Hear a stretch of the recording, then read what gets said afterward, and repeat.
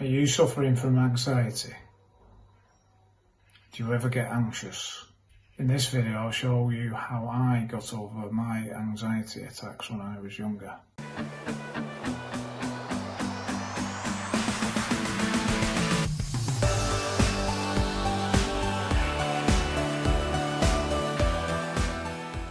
Hi, welcome to my channel. I'm Mike. Really pleased you could join me. Do sign up for the channel, it's completely free and you will be helping me and you'll be notified of any other videos coming up. It was a beautiful late spring morning back in 1993 and as I stood in the phone box I was sweating, my heart was racing and my breath was shallow. It was as if some invisible entity was giving me a bear hug. Yes, it was that time of year again, exam time. Anxiety. I was about to sit my finals at university and my whole life came down to these few short weeks, or so I thought. Failure would mean the end of everything, or so I thought. Just take a deep breath, go for a walk, clear your head, focus on this moment. The voice on the end of the phone said, "Thanks, Mum." I replied to the voice on the end of the phone. My anxiety lifted almost immediately. Can we really alleviate anxiety immediately? Well, yes and no. I will explain later on. First, what is anxiety? As you know, anxiety is an unpleasant feeling. Subjective, unreal threats cause anxiety. They can be threats that are imagined or of the future. Anxiety is common, but not normal. It is a fear of something that does not exist. Anxiety is not real fear. Real fear is a natural reaction to real and immediate threats. We need fear to survive. It helps us to avoid injury or death. Anxiety produces the same effects, but for no reason. Failing an exam will not kill you or injure you. I can assure you of that. It will mean very little to you in the many years to come. You see, it's all the fault of the amygdala. It's a structure in the old mammalian part of the brain that's evolved to keep us out of danger. If we perceive a threat in our environment or danger, it will set off a chain of events that releases chemicals to prepare our bodies for danger. It makes us feel bad, and this bad feeling makes us want to act. Now that would be fine if the danger signals were brief and spaced apart, like our hunter-gatherer ancestors. But it's bad news today with our crowded 24/7 lifestyles, not to mention 24-hour news broadcasts and news bulletins scouring the planet for some bad news to pipe into your living rooms. Now everybody knows anxiety is on the increase. Modern life is stressful. Social media, emails, want everything now mentality. All this breeds dread. There's so much choice about. Just choosing the simplest thing can paralyse us. Have you ever tried to choose a toothbrush in a supermarket? The choice is mind-blowing. What causes anxiety? Anxiety can be about anything. There are different degrees. The most serious is that we will meet our impending death. There's no obvious threat. It's just an underlying dread that we could die. Psychologists call this existential anxiety. Then there are the anxious feelings of a medical nature. When you think you're going to become ill or meet with some kind of accident. Again, there's no clear reason for this. My bout of anxiety all those years ago was about performance. And performance anxiety is very common. This can be anything that involves you having to demonstrate your worth or your value. For example, sitting an exam or doing a driving test. And there could be performance anxieties about money or your job. It can be even about just keeping up appearances. Next is social anxiety, another very common type of anxiety. A stranger or social anxiety. Humans are social creatures, but we've also evolved to be careful around strangers until we can judge them and make sure that they're not a threat to us. It will also cause us to conform to a group or avoid confrontation. Where this becomes debilitating is when it stops us from functioning in today's society. In business and sales, this could manifest as avoiding new business development. In social situations, it can stop us from enjoying parties or approaching a potential life partner. There may be also other hidden reasons from deep in childhood that can cause anxiety.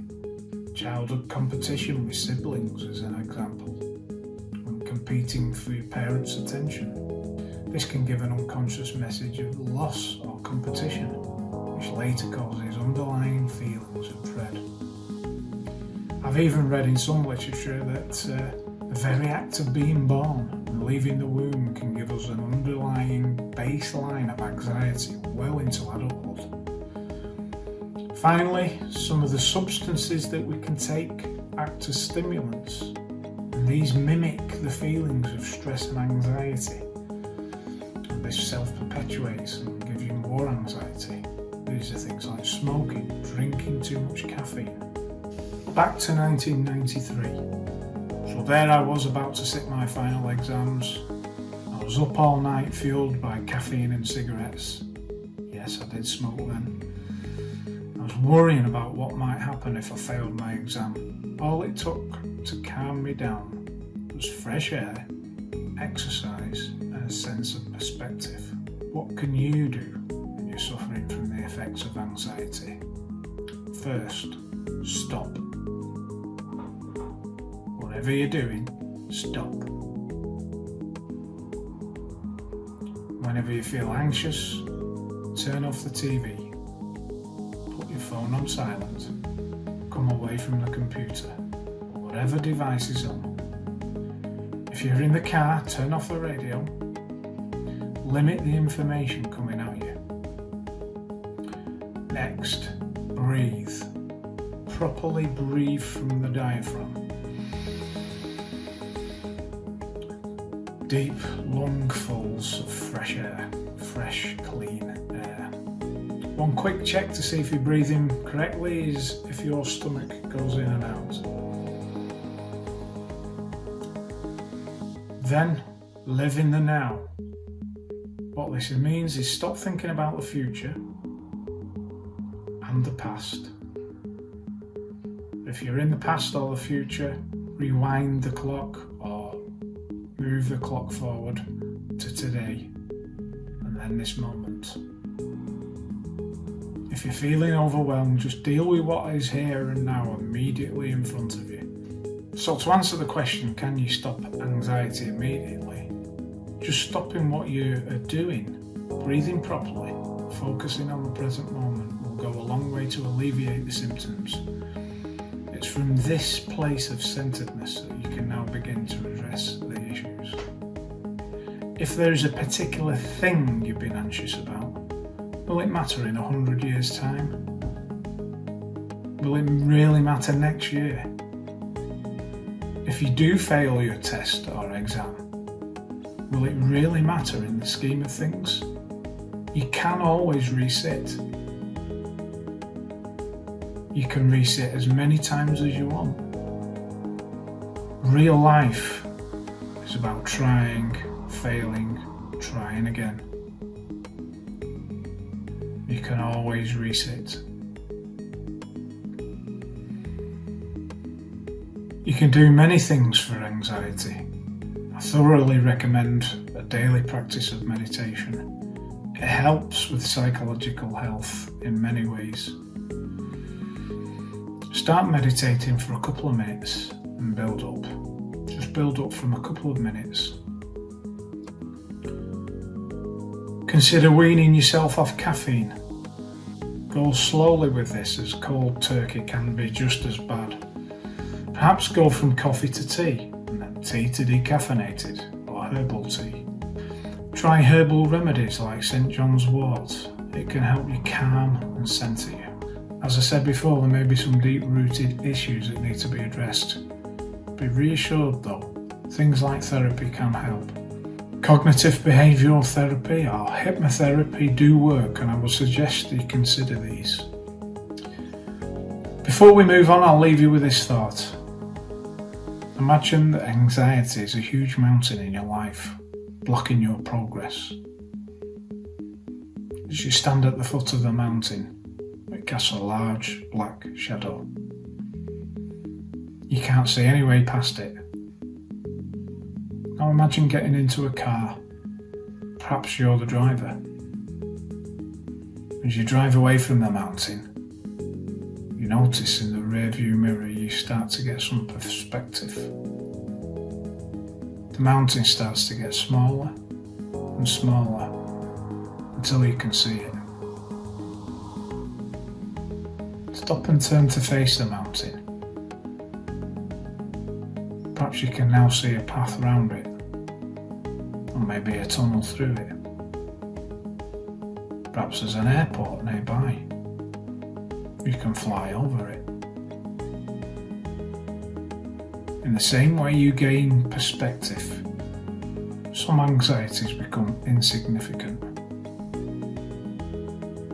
Other anxieties disappear altogether, and those that remain you will manage as they become easier and easier. Hey, thanks for watching. If you need help right now, do get in touch. And as ever, I hope you've got value. Please do like and subscribe, and I'll see you in the next one.